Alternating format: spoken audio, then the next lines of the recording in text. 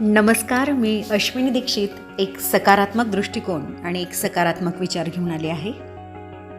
मावळतीचा सूर्य. एक दिवस संपतो, पण आशा पुन्हा उगवते. मावळणं म्हणजे शेवट नाही, तो नव्या सुरुवातीचा क्षण असतो. प्रत्येक संध्याकाळ एक शांत कविता घेऊन येते. जे मावळतं ते पुन्हा उजळतं.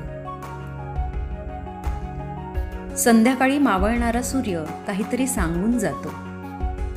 प्रत्येक दिवसाचं एक शेवट असतो, पण मावळता सूर्य नेहमी एक वचन देतो. मी पुन्हा येईन, उजेड घेऊन, आशा घेऊन.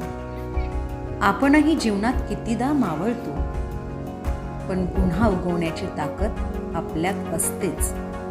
म्हणूनच मावळणं म्हणजे संपणं नव्हे, तर नव्या प्रकाशाची सुरुवात असते.